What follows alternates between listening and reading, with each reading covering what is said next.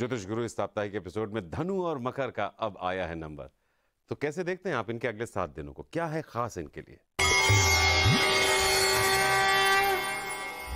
धनु राशि वाले अपने मन में बिठाई हुई हर तरह की उलझन को हटा दें और ऐसा करते हुए आपको इस बात का आभास होगा कि जिंदगी आप पर मुस्कुरा रही है और हालात आपको हर तरह से मदद कर रहे हैं।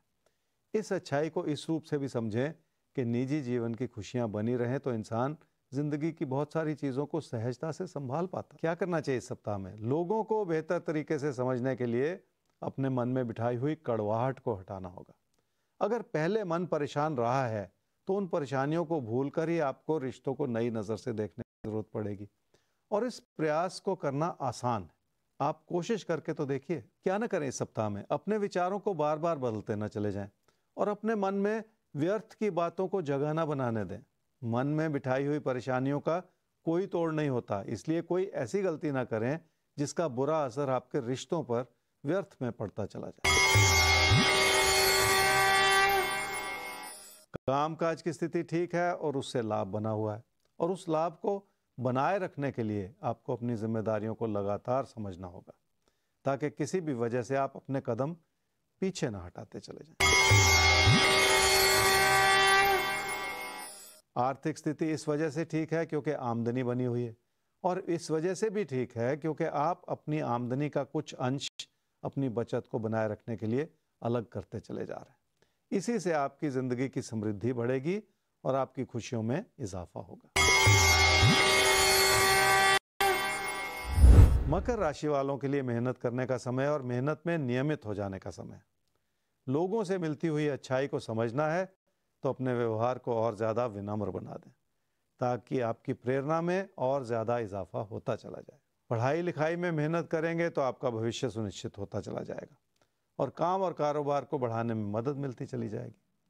आपका भरोसा इस समय बहुत बड़ा काम करेगा जिसे आपको लगातार बनाए रखने की कोशिश करनी होगी। क्या न करें इस सप्ताह में? किसी परिवर्तन का विचार फिलहाल मन में ना बिठाएं क्योंकि एक तो वो विचार बहुत अस्थिर है और दूसरा उन विचारों से आपकी अच्छी भली स्थिति में सेंध लग सकती है और नुकसान हो सकता है। इसलिए ऐसा कुछ ना करें जो आपके हालात को कमजोर करता चला जाए। तकदीर ने आपके काम और कारोबार को बढ़ावा देने में हर तरह का योगदान बनाए रखा है। यही वजह है कि आपने अपने हालात को बहुत बेहतर किया है और सफलता प्राप्त की है। अपनी मेहनत से तरक्की प्राप्त करना भी आसान होता चला जा रहा है। अगर आप शादी करना चाह रहे हैं तो अनुकूल समय बना हुआ है। आपकी थोड़ी सी कोशिश से आप अपने लिए अच्छा जीवन साथी चुन सकते हैं जो आपकी जिंदगी में खुशियां बनाए रखने में मददगार हो। तो इसी के साथ आगे बढ़ेंगे, रुख करेंगे अगले सवाल का। अगला सवाल पूछ रहे हैं राम प्रताप जी अपनी पोती के लिए, अपनी ग्रैंड डॉटर के लिए। कोमल गिल उनका नाम है।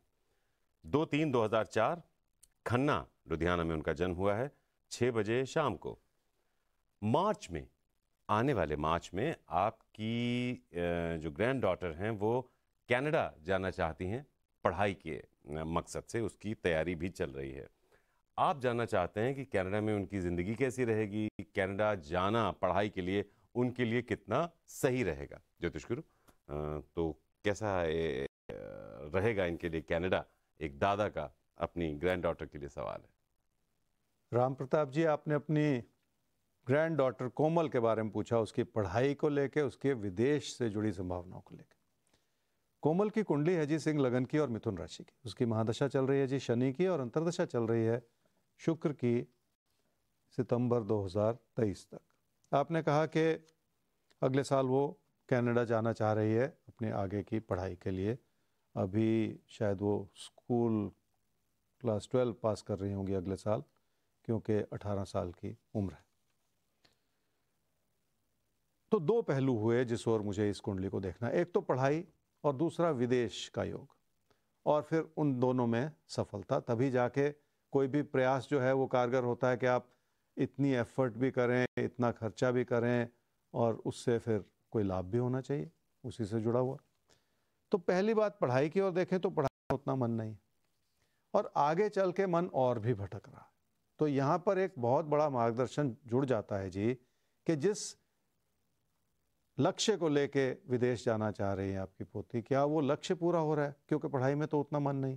तो अभी से उसे बहुत ज़्यादा समझाने की, उसे गाइड करने की, उसे मोटिवेट करने की ज़रूरत है कि चाहे पढ़ाई इंडिया में हो या कनाडा में हो या विदेश में कहीं पे भी हो, पहले तो अपने मन में इतना जुनून होना चाहिए, इतनी मेहनत होनी चाहिए कि उस पढ़ाई को आप किसी मुकाम तक ले जाएं।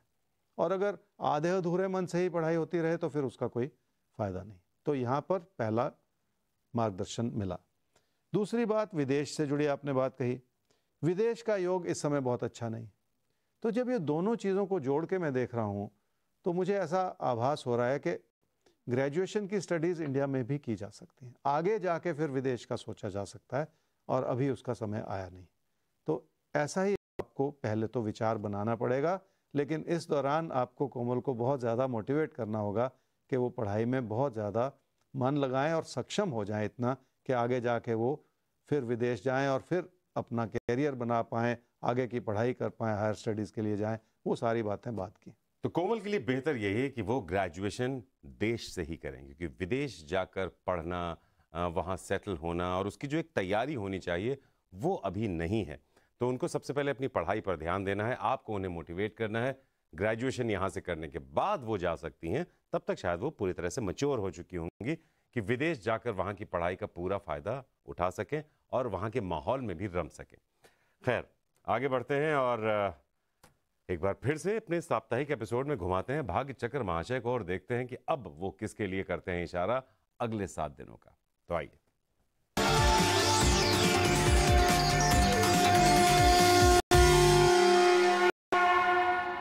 तो इस साप्ताहिक पेशकश में भाग्य चक्र ने अब मौका दिया है मिथुन और कर्क आपको आपके अगले 7 दिनों में झांक कर तैयार होने का। लेकिन तैयारी आपको कराएंगे ज्योतिष गुरु।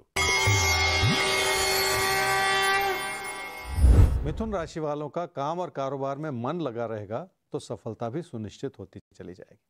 और इस समय तो हो सकता है मन लगाने के साथ साथ आपको पैसा भी लगाना पड़े, पर अच्छी बात यह है कि आपका बेहतर होता हुआ प्रदर्शन आपको हर तरह से मदद कर रहा है। क्या करना चाहिए इस सप्ताह में? काम और कारोबार में नियमित हो जाने का समय है, और ऐसा करते हुए आप तेजी से आगे बढ़ पाएंगे। इस बात पर भी मनन करना होगा कि किसी कारोबार को विस्तार देने के लिए आपको उसमें कितना पैसा लगाना है और कहाँ पर जाकर रुक जाना। क्या न करें इस सप्ताह में? अपने आसपास के लोगों की अच्छाई को समझने में कोई गलती न कर जाएं। इसलिए रिश्तों की गर्माहट को समझें और किसी भी कारणवश लोगों की आलोचना न करते चले जाएं। रिश्तों को इस रूप से समझें कि आपने उनके लिए क्या किया है।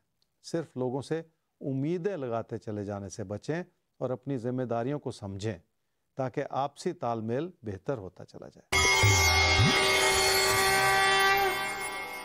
इस समय की चुनौतियां आपके कामकाज को सुधारने में मदद कर सकती हैं, क्योंकि आपको इस बात का आभास होगा कि अपने साथी सहयोगियों को आपको अपने साथ लेकर चलना है और उनकी बातों को समझना भी है।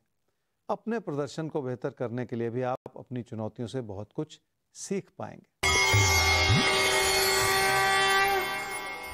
कर्क राशि वालों ने कुछ तो अपनी ओर से अच्छाई बनाई है, कुछ आपने अपनी उम्मीदों को बढ़ा दिया है ताकि तकदीर आपका साथ देती चली जाए। ज़रूरत से ज़्यादा तकदीर पर आश्रित बने रहने से भी नुकसान हो जाता है। इस समय की अच्छाई यह है कि हालात आपकी हर तरह से मदद ही कर रहे हैं। क्या करना चाहिए इस सप्ताह में? अपने बड़े बुजुर्गों से बातचीत करें और सही सलाह ले लें। ऐसा करने से ज़िंदगी का हर कदम आगे बढ़ता हुआ आपको सही रास्ता दिखाता चला जाएगा। कोई भी बिगड़ी हुई स्थिति अपनों से मिलते हुए आशीर्वाद से भी संभाली जा सकती। क्या ना करें इस सप्ताह में? बार बार मतभेद में पड़ते चले जाना ठीक नहीं है। अगर कामकाज से जुड़ी कोई उलझने हैं तो मतभेद परेशानी का कारण बन सकता है। इसलिए भी शांत बने रहने की ज़रूरत है ताकि आप लोगों की अच्छाई को समझने में अपनी ओर से कोई गलती ना करते चले जाएं। खर्चे बढ़े हुए नजर आ रहे हैं और उसका नुकसान इस रूप से हो सकता है कि आपके काम और कारोबार पर उसका बुरा असर पड़े। इस सारी बात के पीछे एक बहुत बड़ा कारण ये हो सकता है कि आप अपने काम के प्रति उस तरह की रुचि ना बना पा रहे हों जिसकी इस समय सख्त जरूरत है। तो कैसे कामकाज के प्रति आप अपनी रुचि बढ़ा सकते हैं वो समझना बहुत ज़रूरी है और उस पर काम करना बहुत ज़रूरी है, क्योंकि अगर रुचि ना हो तो ज़िंदगी उस तरह हमें नतीजे नहीं देती है।